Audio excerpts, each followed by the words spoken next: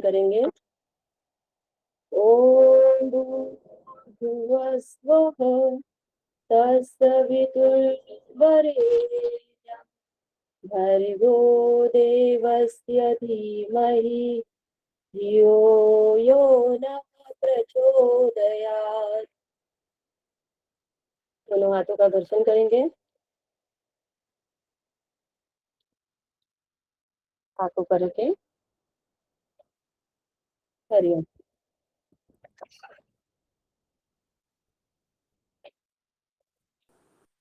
Thank you Hemlata जी। चलिए, कल हमने कौन से योगी का जीवन परिचय देखा हुआ था? नाम बताइए आप लोग। तिरुमलाई कृष्णाचार्य जी। बहुत बड़ी। चलिए, आप में से कौन आके बता सकता है सामने उनके बारे में शॉर्ट में? आ जाइए सामने और बताइए। यस कारिका जी, आ जाइए।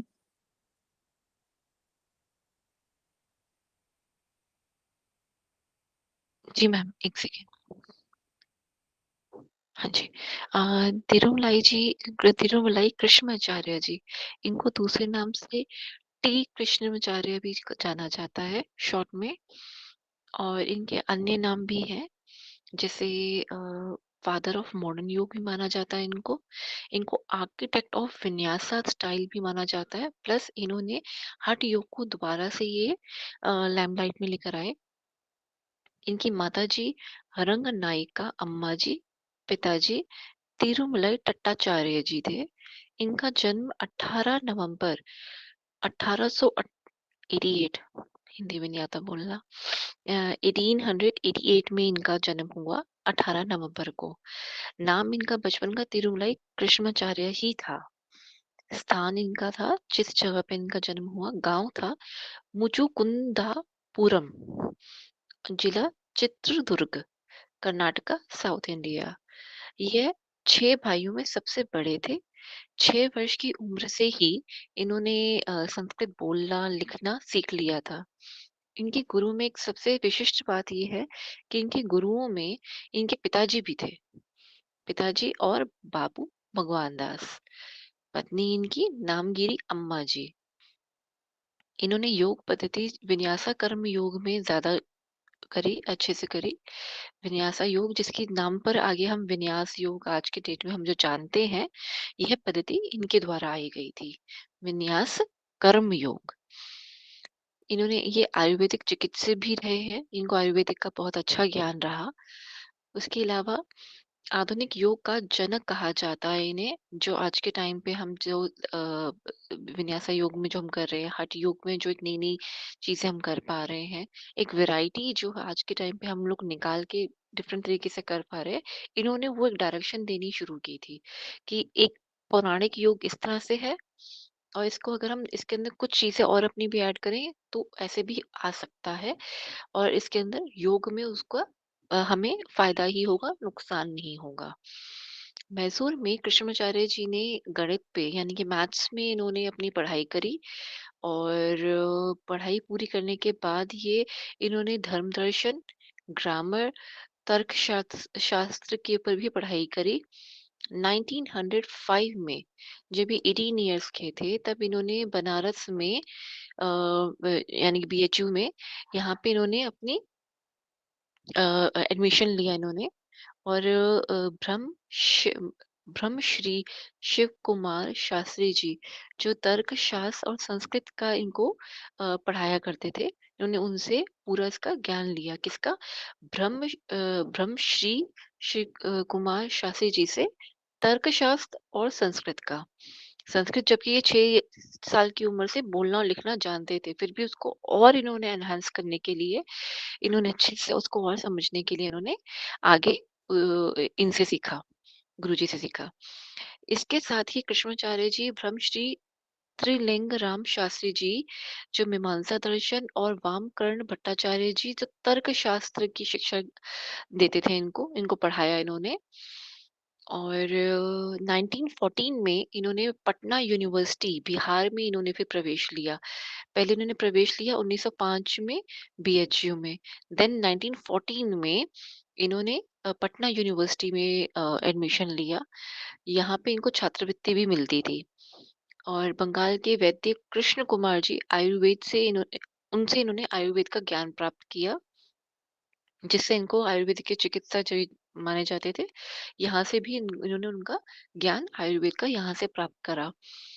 एक बार दरभंगा ये मैम थोड़ी सी लाइन मुझे ना इसका प्रॉपरली नहीं लिख पाई थी मैं, तो ये नहीं मुझे अच्छे से याद वाला दरभंगा वाली स्टोरी।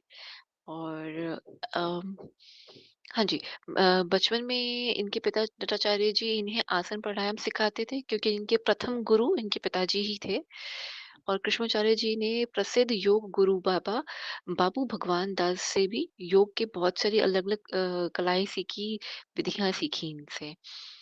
गोहन नाथ झा के सुझाव पर इन्होंने कृष्णाचार्य जी ने लॉर्ड इरविन जी को मधुमेह से पीड़ित जो थे, उनको 6 महीने तक इन्होंने योग सिखाया था। लॉर्ड इरविन के बारे में हम बहुत सी जगह पढ़ते भी हैं। इनको उस टाइम पे जब इनको मधुमेह हुआ तो इन्होंने उनको सिखाया था, लेकिन सुझाव किनका था? गोहनाथ झा जी का। और 6 महीने तक उनको योग सिखाया, ही गॉट वेरी इम्प्रेस्ड कि योग में कुछ है, योग कुछ है। तो वो योग को और उन्होंने इनको फिर उनको हेल्प करी कि आप इतना अच्छा आप सिखाते हैं, योग में इतना अच्छा करते हैं। तो उन्होंने आगे उनको थोड़ा सा उनको और हेल्प किया। 1925 में कृष्णमाचार्य जी का नाम गिरी अम्मा से विवाह हुआ। ये वैष्णववाद के समर्थक थे। और प्रारंभ में इसमें मैं एक लाइन मिस कर रही हूँ। इनको नेपाल नहीं, इनको मैं एक लाइन मिस कर रही हूँ। इसमें था कि इन्होंने उनको हेल्प करी थी बाहर ले जाने में, बाहर जाने में।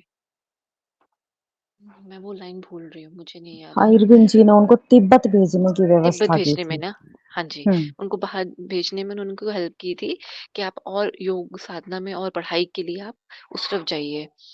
और इसके अलावा उम, हाँ जी, 1926 में मैसूर के महाराजा कृष्णराज विडियार कृष्ण हाँ जी, कृष्णराज विडियार चतुर्थ एनई, जो इनका कृष्णाचार्य से इनकी आई थिंक इनकी वहाँ पे इनकी मुलाकात हुई थी इनसे। और मैसूर पैलेस में इनको योग सिखाने के लिए इनको वहाँ पे अपॉइंट किया गया था। आई एम सॉरी, मुझे अब बाकी का नहीं याद आ रहा, सिर्फ थोड़ा सा यही यहाँ तक याद किया था मैंने। Thank you.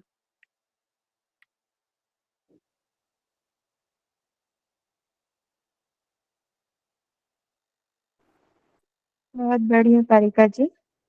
और हाँ, उनकी जो शिक्षा हुई थी बनारस विश्वविद्यालय में हुई थी, बीएचयू में नहीं हुई थी, क्योंकि उनका जन्म हुआ 1888 में, है ना। और 1906 में उन्होंने बनारस विश्वविद्यालय यानी कि बनारस के विश्वविद्यालय में, यूनिवर्सिटी में उन्होंने एडमिशन लिया था, क्योंकि बीएचयू की स्थापना 1916 में हुई थी, ठीक है, पंडित मदन मोहन ओके मालवीय ओके जी द्वारा। तो वो बीएचयू नहीं होगा। Okay okay okay ma'am, thank you. Okay, फिर से रिपीट कर चलिए। दीजिएगा मैम, क्वेश्चन ये क्या बोल रहे थे? हाँ, परिका जी ने कहा ना कि शायद मैंने बोला था क्या बीएचयू से की थी, शायद बाय मिस्टेक मुझसे अगर निकल गया होगा तो सॉरी। 1916 में बीएचयू की स्थापना हुई थी पंडित मदन मोहन मालवीय जी के द्वारा। और कृष्णमाचार्य जी ने 1906 में एडमिशन लिया था बनारस के विश्वविद्यालय में, ठीक है। उस विश्वविद्यालय का नाम नहीं बताया गया है, लेकिन बनारस के विश्वविद्यालय में कहा गया है, लेकिन वो बीएचयू नहीं है, ये बोल रही हूँ। Okay ma'am. But ma'am Banaras Hindu university तो एनी बेसेंट ने स्थापित की थी ना? हाँ जी, उनके सहयोग से ही हुआ था, मदन मोहन मालवीय जी द्वारा किया गया था, ठीक है। लेकिन ओके मुख्य ओके जो ओके, ठीक रहे, है। हाँ, मुख्य जो रहे हैं मदन मोहन मालवीय जी रहे हैं। चलिए ठीक है, और कोई बताना चाहेंगे? चलिए ठीक है, हम क्वेश्चन आंसर देखते हैं, लास्ट में स्टार्ट करते हैं।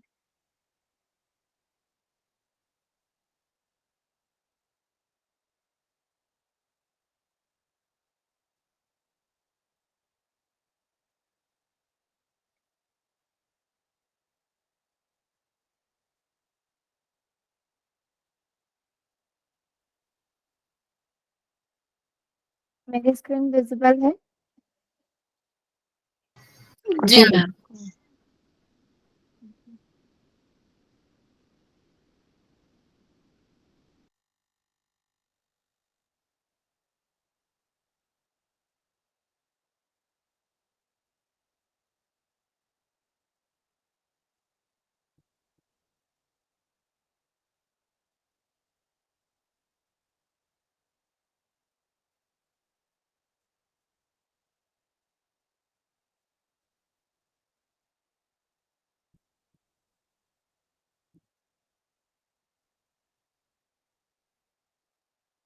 चलिए, आज हम देखेंगे पंडित श्री राम शर्मा आचार्य जी का जीवन परिचय।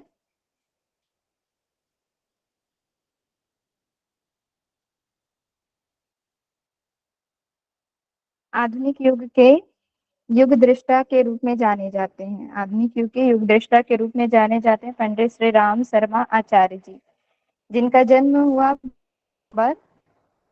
1911 में, ठीक है, और इनकी मृत्यु का डेट है 2 जून 1990 ईस्वी।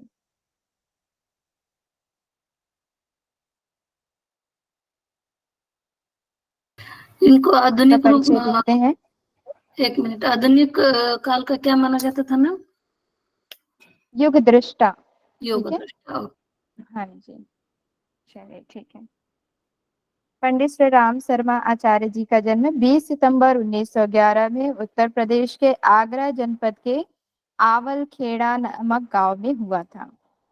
ठीक है, उत्तर प्रदेश के आगरा जनपद के आवलखेड़ा गांव में।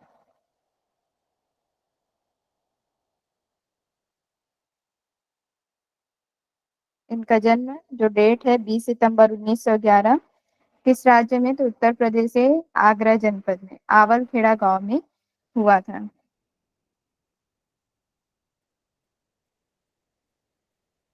पिता का नाम इनके पंडित रूप किशोर शर्मा। ठीक है, रूप किशोर शर्मा जी, जो कि राजघरानों के राजपुरोहित एवं भागवत कथाकार भी थे। और इनकी माता का नाम है दान कुंवारी बाई, अत्यंत धार्मिक विचारों की महिला थी। इनकी पत्नी का नाम श्रीमती भगवती देवी शर्मा। पत्नी का नाम है इनकी श्रीमती भगवती देवी शर्मा। इन्हें अन्य नामों से भी जाना जाता है। किन्हें? पंडित श्री राम शर्मा आचार्य जी को। कौन कौन नाम से जानते हैं, देखते हैं हम। श्री राम मत, गुरुदेव, वेद मूर्ति, युग ऋषि और गुरुजी। ठीक है, इनके अन्य नाम है श्री राम मत, गुरुदेव, वेद मूर्ति, योग ऋषि और गुरुजी। इन नामों से भी इन्हें जाना जाता है। और ये संस्थापक रहे अखिल विश्व गायत्री परिवार के। इसे नोट डाउन करेंगे आप लोग। अखिल विश्व गायत्री परिवार के संस्थापक रहे पंडित श्री राम शर्मा आचार्य जी।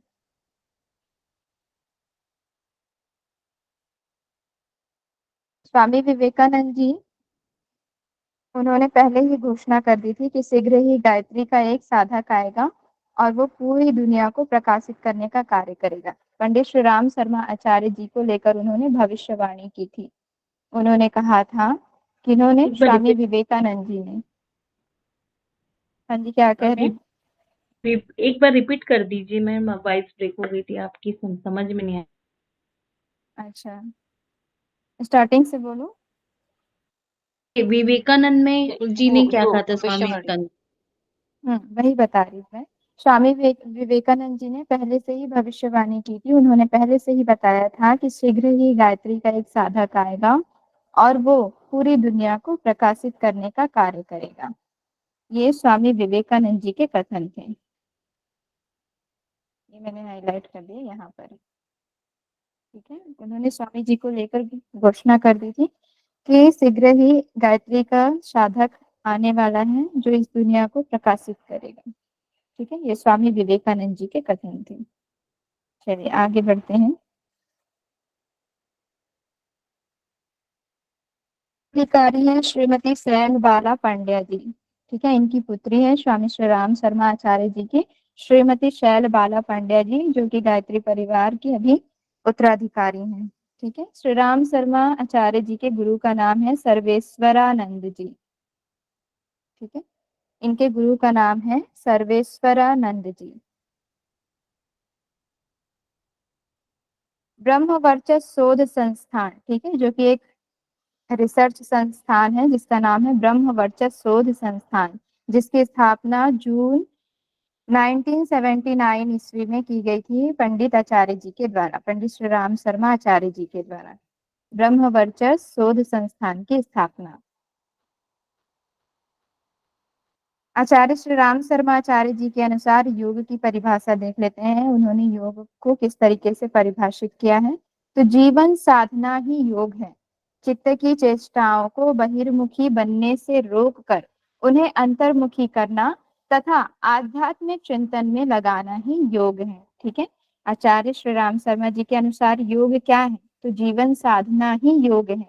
चित्त की चेष्टाओं को, ठीक है, चित्त की वृत्तियों को बहिर्मुखी बनने से रोक कर उन्हें अंतर्मुखी करना, अंतर यानी कि अंतर ध्यान करना, अपने स्वयं में, ठीक है, ध्यान लगाना, अंतर्मुखी करना तथा आध्यात्मिक चिंतन में लगाना ही योग है, ऐसा उन्होंने कहा था। इनका स्वर्गवास हुआ 2 जून 1990 ईस्वी को गायत्री जयंती के दिन शांति कुंज आश्रम हरिद्वार में। आचार्य जी का स्वर्गवास 2 जून 1990 ईस्वी को गायत्री जयंती के दिन, ठीक है, और कहाँ हुआ, तो शांति कुंज आश्रम हरिद्वार में।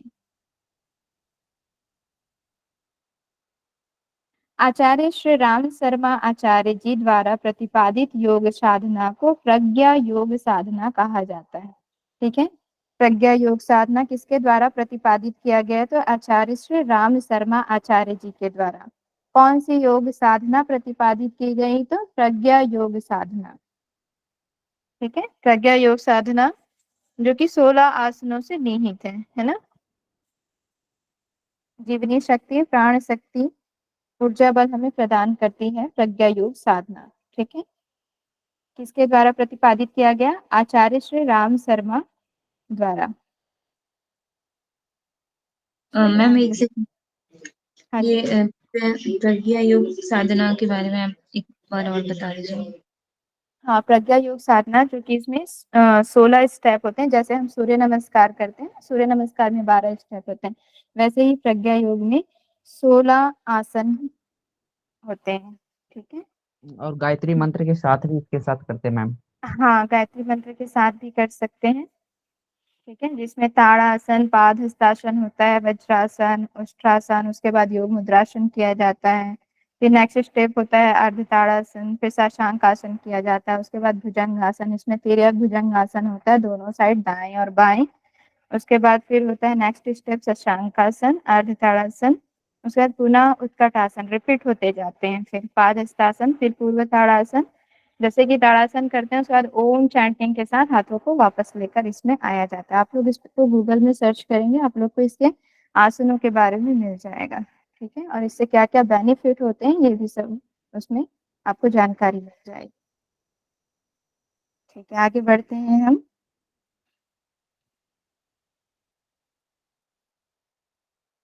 ये हम आगे देखेंगे। चलिए, उनकी शिक्षा दीक्षा के बारे में हम जानते हैं। पंडित श्री राम शर्मा आचार्य जी जो थे वो बचपन से ही उनका साधना के प्रति झुकाव था, एक अलग ही लगाव था साधना के प्रति।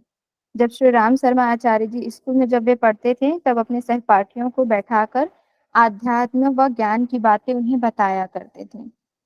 लगभग 10 वर्ष की आयु में उनके मन में हलचल हुई, छटपटाहट हुई साधना को लेकर, कि मतलब जो हम साधना करते हैं उससे हमें सिद्धि मिलती है या नहीं। ये सवाल उनके मन में कई बार उठते थे और इसी सवाल के उत्तर के लिए वे एक बार हिमालय की यात्रा पर निकल गए। ठीक है। 10 वर्ष की आयु में, 10 वर्ष की आयु में मतलब जब वे उनके मन में सवाल उठा कि जो हम साधना कर रहे हैं या साधना जो लोगों के द्वारा बताया जाता है ऋषियों के द्वारा, तो उन साधनाओं को करने से हमें सिद्धियां मिलती हैं या नहीं मिलती। ये इस चीज को लेकर उनके मन में सवाल उठा, और जब सवाल उठा तो फिर इसी सवाल के उत्तर को जानने के लिए, ठीक है, वो हिमालय के यात्रा पर निकल चुके। लेकिन फिर क्या हुआ कि जब उनको रास्ते में लोगों ने जाते हुए देखा, उनके रिश्तेदारों ने, सगे संबंधियों ने, तो उनको वहीं पर रोक लिया और उनसे पूछा कि तुम कहाँ जा रहे हो? तो उन्होंने बताया कि, उन्होंने बोला कि मैं, मेरे मन में ऐसे ऐसे सवाल उठे हैं और मैं हिमालय की ओर जा रहा हूँ, वहां जाकर ही मतलब मेरे सवालों का उत्तर मिलेगा। फिर उनके रिश्तेदारों ने उनके पिताजी को बताया और उनको फिर वापस उनके घर भेज दिया। उसके बाद श्री राम शर्मा जी के पिता, ठीक है,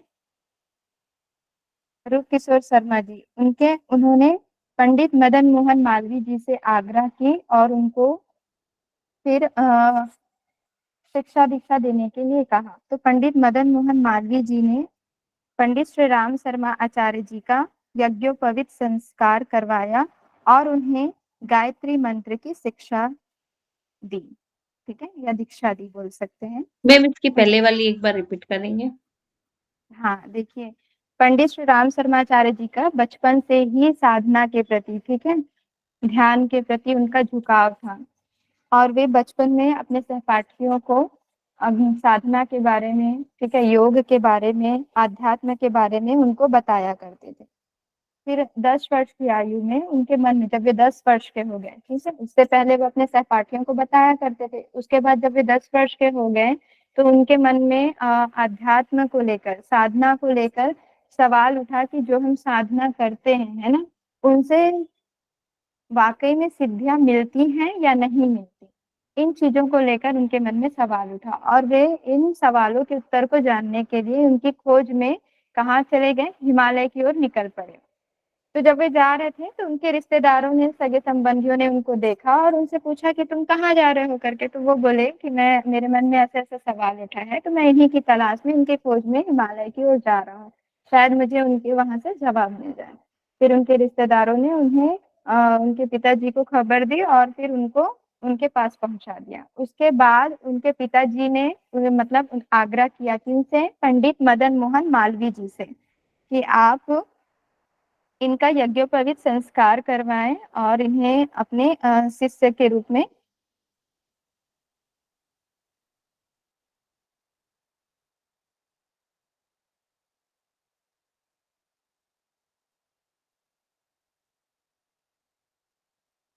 गायत्री मंत्र की शिक्षा दीक्षा भी इनको दी। तो इनको गायत्री मंत्र की शिक्षा किन्होंने दी? मदन मोहन मालवीय जी ने, ठीक है। पंडित श्री राम शर्मा आचार्य जी का यज्ञोपवीत संस्कार कराया और उन्हें गायत्री मंत्र की दीक्षा दी। मेरी आवाज आ रही है ना सभी को? बीच में रुक गई थी मैम, शायद कुछ। यस मैम, बीच में ब्रेक हो गई थी, में मतलब ब्रेक हो गया आवाज। था बिल्कुल। चलिए, ये ठीक है। उनके पिताजी ने आग्रह किया किनसे? मदन मोहन मालवीय जी से, ठीक है। मदन मोहन मालवीय जी से आग्रह किया। फिर उन्होंने किनका किनका पंडित श्री राम शर्मा आचार्य जी का यज्ञोपवीत संस्कार कराया और उनको गायत्री मंत्र की दीक्षा दी, ठीक है। तो क्वेश्चन आ सकता है कि गायत्री मंत्र की दीक्षा आचार्य जी को किसने दी? तो मदन मोहन मालवीय जी ने। और यज्ञोपवीत संस्कार किसने कराया? तो दोनों का आंसर होगा मदन मोहन मालवीय जी ने, ठीक है। उसके बाद जब इन्होंने गायत्री मंत्र की दीक्षा दी, साथ ही साथ उनके विधि विधान का भी वर्णन किया। किनसे? पंडित श्री राम शर्माचार्य जी से। गायत्री मंत्र की दीक्षा देने के साथ साथ उनका गायत्री मंत्र का पूरा विधि विधान बताया कि गायत्री मंत्र करना कैसे है, किस समय करना है, कब करना चाहिए, कब नहीं करना चाहिए। ये सारा चीज मदन मोहन मालवीय जी ने पंडित श्री राम शर्मा आचार्य जी को बताया। और साथ ही साथ उन्होंने कहा कि गायत्री ब्रह्मा की कामधेनु है, ठीक है। इसको आप लोग नोट कर लेंगे। ये पंडित मदन मोहन मालवीय जी ने कहा श्री राम शर्मा आचार्य जी से कि गायत्री ब्रह्मा की कामधेनु है और इसका फल तभी मिलेगा जब आप श्रद्धा, समर्पण, विवेक, निष्ठा से गायत्री मंत्र का उच्चारण करेंगे। कभी कभी आप लोगों को क्वेश्चन में कथन दे दिया जाता है और बोला जाता है कि ये कथन किसने कहा, किससे कहा, ठीक है, ऐसा भी क्वेश्चन आ सकता है। तो आप लोग ये नोट कर लें कि गायत्री ब्रह्मा की कामधेनु है और इसका फल तभी मिलेगा जब आप श्रद्धा, समर्पण, विवेक, निष्ठा से गायत्री मंत्र का उच्चारण करोगे। ठीक है, ये कहा मदन मोहन मालवीय जी ने। किससे कहा? पंडित श्री राम शर्मा आचार्य जी से। कब कहा? जब उन्होंने गायत्री मंत्र की दीक्षा दी। ठीक है, पुनः रिपीट कीजिएगा मैम इसी शब्द को। हाँ जी, गायत्री ब्रह्मा की कामधेनु है और इसका फल तभी मिलेगा जब आप श्रद्धा, समर्पण, विवेक, निष्ठा से गायत्री मंत्र का उच्चारण करोगे। क्लियर है? Okay ma'am. चलिए ठीक है। उसके बाद श्री राम शर्मा आचार्य जी ने गायत्री जप के विधि विधान को अच्छी तरह से समझा और दीक्षा लेने के बाद पूरे विधि विधान से वे कई कई घंटों तक गायत्री मंत्र का जप करते रहते थे। उसके बाद जब वे गायत्री मंत्र का जप करते रहते थे तब उन्हें विशेष अनुभूतियां होती थी। ठीक है, जिनका जिक्र वे अपने प्रवचनों में कई बार करते थे।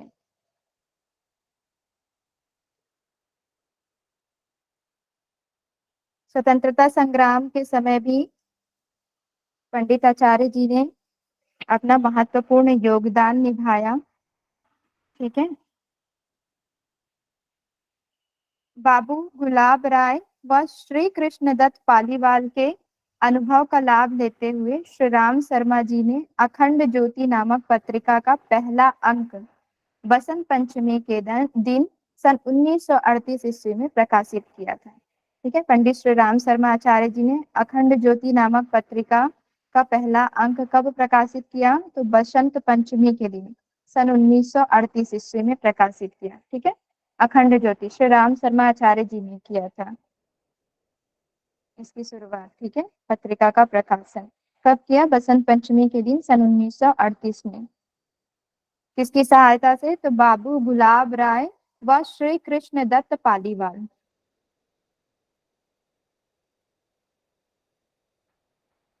तत्पश्चात श्री राम शर्मा जी मत प्रलाप पत्रिका में छपे अपने लेखों एवं गीतों के द्वारा युवाओं में क्रांति की ज्योत जगाने लगे।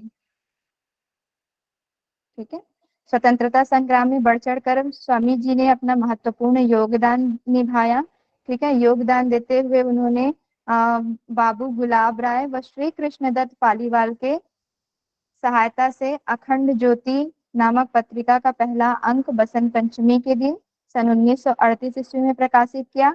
उसके बाद मत प्रलाप पत्रिका, ठीक है, उसमें भी उन्होंने अपने लेख और गीत को छपवाए और लेख और गीतों के माध्यम से युवाओं में क्रांति की ज्योत जगाने लगे, यानी युवाओं को स्वतंत्रता के प्रति, ठीक है, जागरूक करने लगे।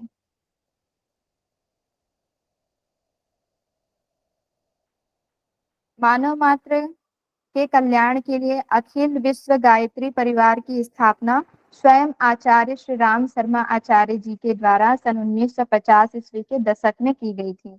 ये मोस्ट इंपॉर्टेंट है, इसे हाईलाइट कर लेंगे। अखिल विश्व गायत्री परिवार, ठीक है, अखिल विश्व गायत्री परिवार की स्थापना किसके द्वारा की गई?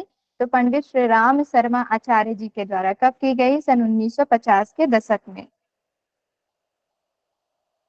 इस संस्था के द्वारा विचार क्रांति अभियान, प्रज्ञा अभियान चलाए गए, जिसका उद्देश्य व्यक्ति में वैचारिक परिवर्तन लाकर समाज का उत्थान करना था। ठीक है, अखिल विश्व गायत्री परिवार का उद्देश्य जो था विचार क्रांति अभियान, प्रज्ञा अभियान के द्वारा व्यक्ति में वैचारिक परिवर्तन लाकर समाज का उत्थान करना था, यानी कि समाज का कल्याण करना था।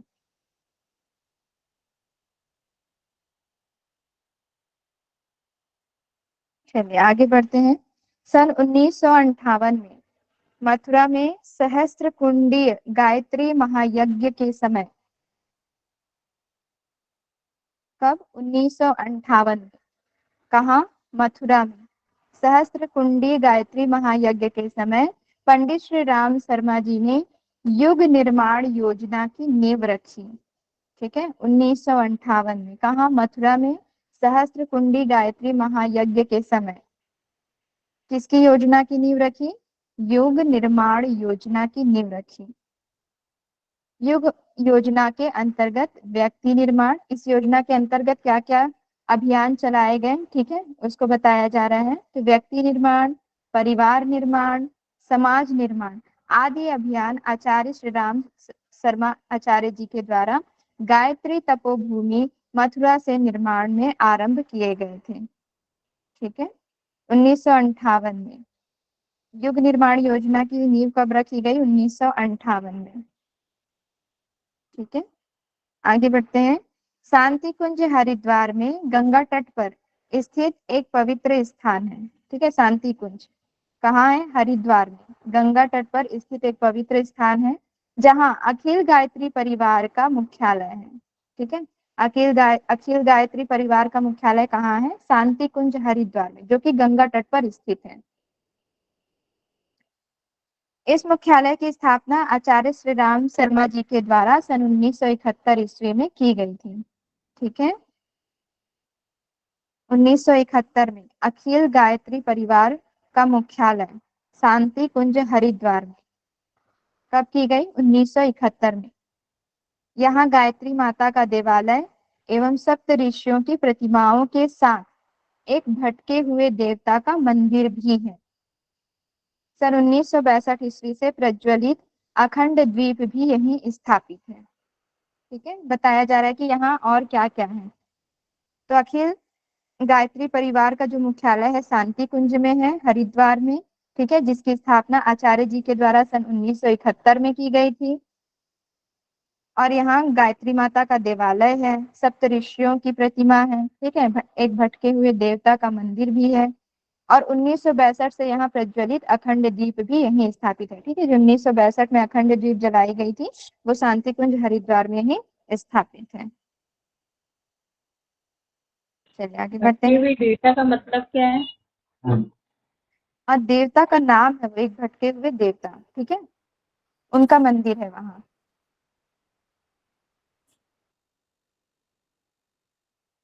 चलिए आगे बढ़ते हैं। ब्रह्म वर्चस्व शोध संस्थान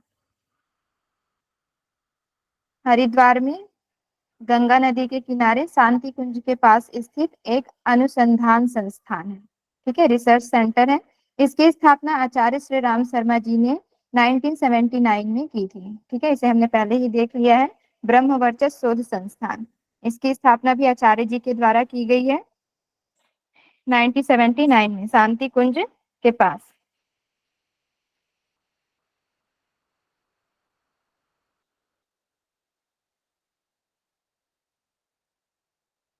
चलिए आगे देखते हैं।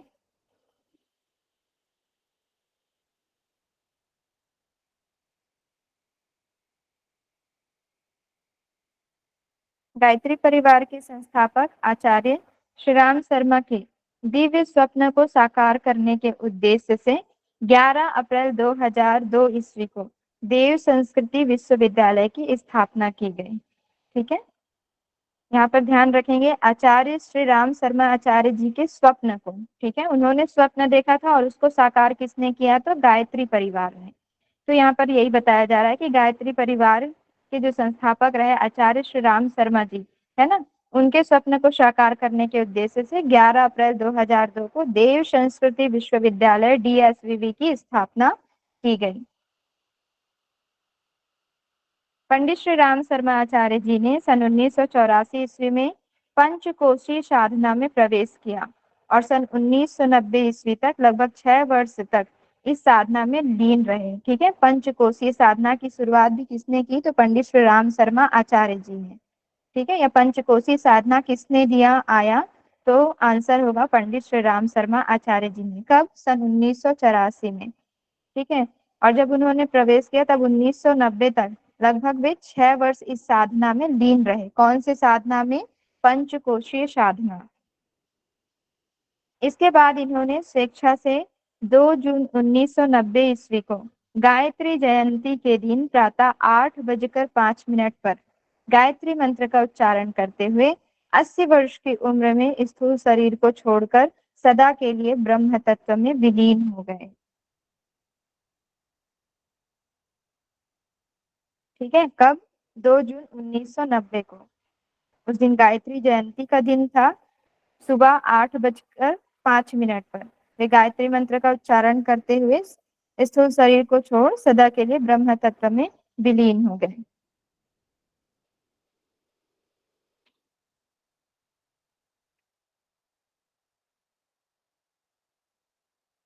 आचार्य श्री राम शर्मा जी के संकल्प को पूरा करने के लिए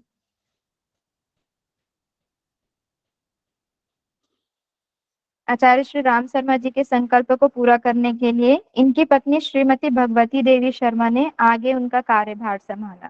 ठीक है, उनके स्वर्गवास के बाद उनकी पत्नी भगवती देवी शर्मा जी ने उनका कार्यभार संभाला और उसके बाद 19 सितंबर 1994 ईस्वी को भाद्रपद पूर्णिमा के दिन श्रीमती भगवती देवी शर्मा जी भी ब्रह्म तत्व में विलीन हो गई। ठीक है, 90 में गुरुदेव का 2 जून 1990 को उन्होंने 80 वर्ष की उम्र में अपने देह को त्याग किया।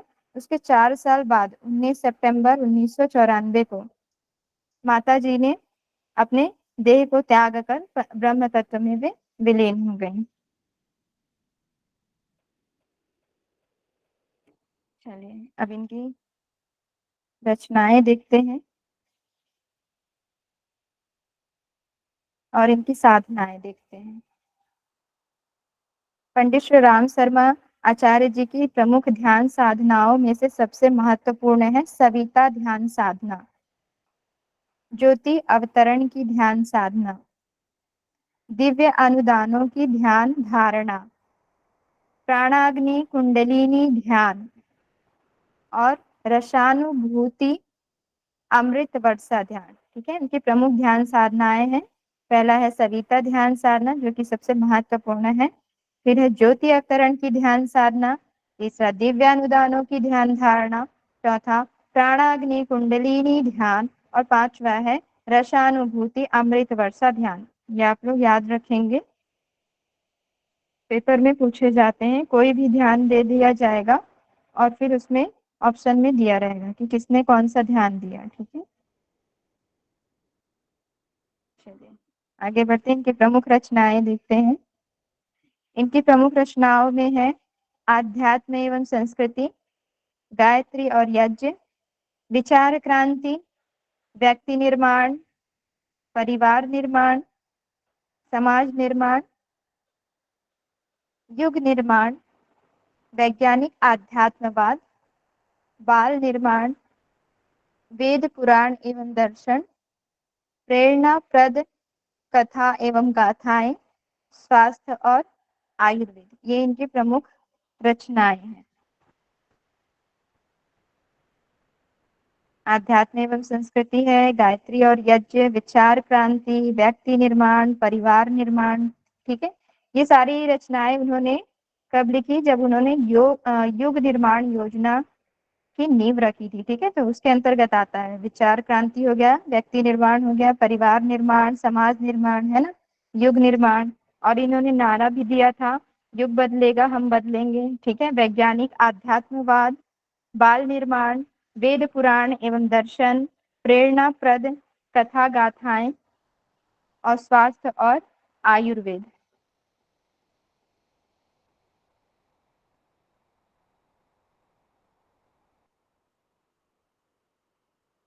आर्ट्स भाग में देख लेते हैं इनका प्रमुख जो है।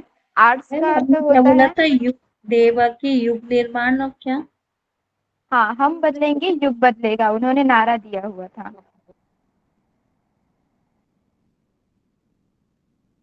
क्लियर है?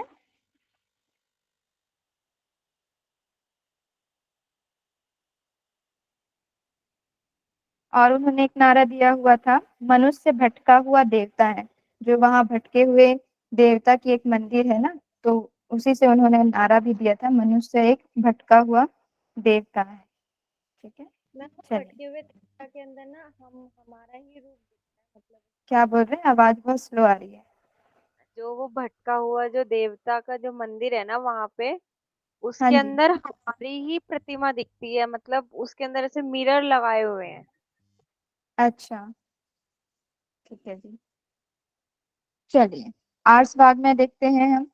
आर्ट्स का अर्थ होता है ऋषियों का या ऋषियों द्वारा बनाया गया। और वाग्मय का अर्थ होता है साहित्य या ग्रंथ। ठीक है ना। जैसे कि बहुत सारे बुक्स लिखे जाते हैं, आचार्य जी के द्वारा भी लिखे गए हैं बहुत सारे बुक, जिसमें यज्ञ के बारे में बताया गया है, अलग अलग टॉपिक के बारे में उन्होंने लिखा हुआ है। जैसे योगाग्नि हो गया, प्राणाग्नि हो गया, विचार क्रांति, युग निर्माण योजना, इस पर उन्होंने बुक लिखा और फिर उनको उन्होंने बड़े बड़े ग्रंथों में डाल दिया। ठीक है। और उन ग्रंथों को ही आर्ष वाग्मय कहा जाता है, जिसमें भारतीय संस्कृति के आधारभूत तत्व हैं। समस्त विश्व को भारत के अजस्त्र अनुदान, गायत्री महाविद्या, यज्ञ का ज्ञान विज्ञान, युग परिवर्तन कब और कैसे, स्वयं में देवत्व का जागरण, समग्र स्वास्थ्य, यज्ञ एक समग्र उपचार प्रक्रिया, ईश्वर कौन है, कहाँ है, कैसा है, निरोग जीवन के महत्वपूर्ण सूत्र, जीवे सरदः शतम, विवाहोन्माद, समस्या और समाधान, ये महत्वपूर्ण उनके साहित्य है। मैम आर्ष वांग्मय का एक बार और बताइए। हाँ, आर्ट्स का अर्थ होता है ऋषियों का या ऋषियों द्वारा बनाया गया। ठीक है। और वाग्मय का अर्थ होता है साहित्य, यानी कि ऋषियों द्वारा बनाया हुआ साहित्य या ऋषियों द्वारा रचित साहित्य। ठीक है, जिसे आर्ष वाग्मय कहा जाता है। और क्या भटका हुआ देवता क्या बताया था, किससे कहा गया है? भटका हुआ देवता, उन्होंने एक नारा दिया था कि मनुष्य एक भटका हुआ देवता है। ठीक है। और शांति कुंज में इसका मंदिर भी है, एक भटके हुए देवता का, जैसे कि बताया जा रहा है कि उसमें एक मिरर लगा हुआ है और उसमें ही हमारा जो है रूप दिखाई देता है। ठीक है। चलिए, क्लियर है आप सभी को?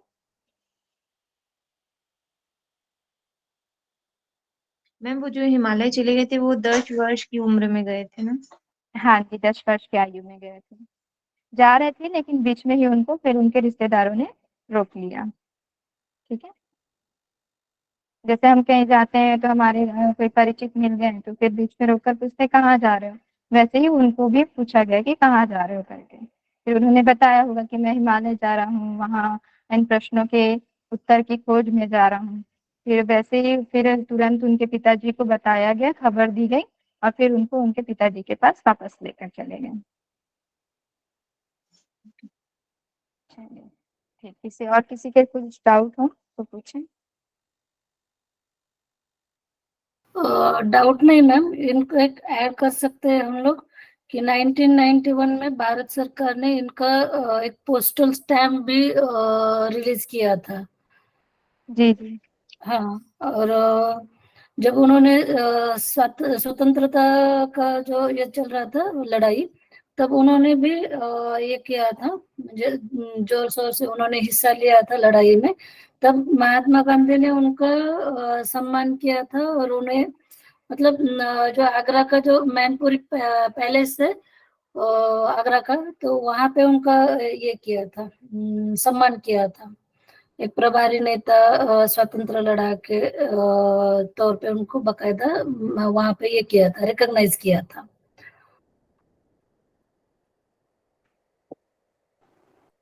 थैंक यू एक बार स्मिता और जी। रिपीट करेंगे क्या, नहीं समझ में आया?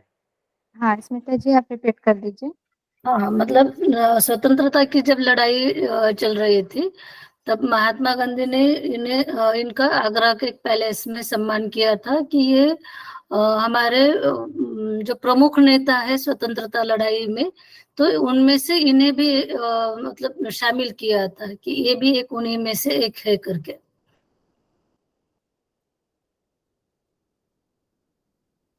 और कुछ स्टैम्प का भी आप बता रहे थे?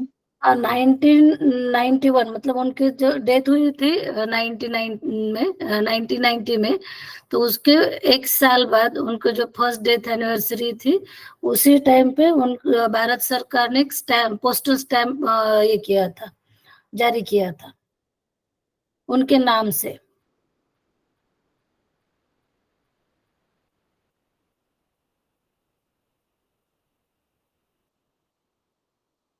मैम एक क्वेश्चन है, ये आपने गायत्री परिवार के आचार्य श्री राम के द्वारा 11 अप्रैल 2002 में देव संस्कृति विश्वविद्यालय की स्थापना की थी। उसके पहले आपने ब्रह्मचर्य कुछ बताया था, वो क्या है? हाँ वो जी, मैं नोट डाउन। शोध ब्रह्म संस्थान। शोध संस्थान है, जो कि हरिद्वार में है, शांति कुंज के पास ही, और उसकी स्थापना हुई थी 1979।